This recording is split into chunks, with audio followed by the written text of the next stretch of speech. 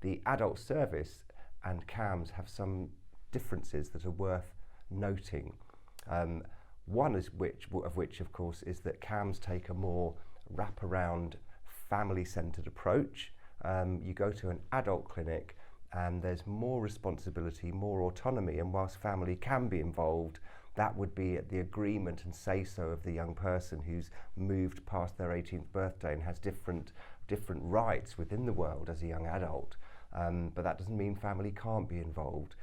The other difference, I think, is important to note that the adult service is more diagnostically led for good reason, that often young people going through CAMHS may have various needs and various conditions that can be treated, some of which may not have yet really made themselves clear as to what kind of diagnosis it is. And no one, of course, wants to make a diagnosis before it might be necessary to have that, because at its worst, that is a label that may not be helpful for people. Although in adult services, they need those diagnoses because it's all run on pathways and you need a diagnosis to access a particular pathway.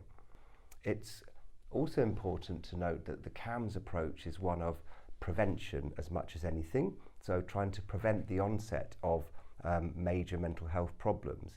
For some young people who have a very early onset of a major mental illness, whether it's bipolar, schizophrenia, maybe an eating disorder, maybe some other health conditions, depression included, those young people might have clearer pathways if they transition to the adult service. But other young people might have more complex presentations. For instance, they might have been looked after by social services, so they've been in care, they have emotional dysregulation, they may have some traits of a neurodevelopmental condition, they may have some difficult to manage or challenging behaviours that are not necessarily part of a diagnosed mental health condition. And for those young people at the point of transition from CAMHS to adult service, sometimes the adult service finds it hard to understand the different diagnostic language, and that is why it is really important that CAMHS and adult services discuss the case before a transition and agree what should happen, whether that person does transition or not. CAMHS and adult services have a lot in common. They also have a lot that's different. So they're both specialist mental health services, and they both have multidisciplinary teams with the same kind of clinicians that you would expect to find, like psychologists, psychiatrists, nurses, occupational therapists, even family therapists across both services. The adult services tend to have fewer art therapists or psychotherapists, but they have clinicians nonetheless who are assigned to do specialist work but also do the generic lead practitioner roles. So those things are quite similar. The approaches are quite different in a way that the CAMHS service, as you'd expect, is more family focused. The adult service is more focused on the individual, but that doesn't mean the family can't be involved. When you move into the adult service, there's more autonomy, so the individual, who technically is now an adult in an adult world, would have more responsibility and decisions over their own care. But by agreement, they can identify someone else that they want to represent them, to come into meetings with them, and that can be the same family member who maybe supported them through CAMHS, or it might be a partner or a friend, but someone they trust and that they can have in those meetings. Both CAMHS and adult services will have treatment pathways. Some of them look very similar, like eating disorder or neurodevelopmental, but other pathways appear to be quite different in the two services, and sometimes this can look like a bit of a disconnect between them. So when someone moves from one service to the other, the right pathway for them needs to be identified so that in adult services, which is more diagnostically driven, they get on the right treatment pathway and get the right kind of treatment for the condition that they're presenting with. I spoke before about CAMHS taking an early intervention and prevention approach.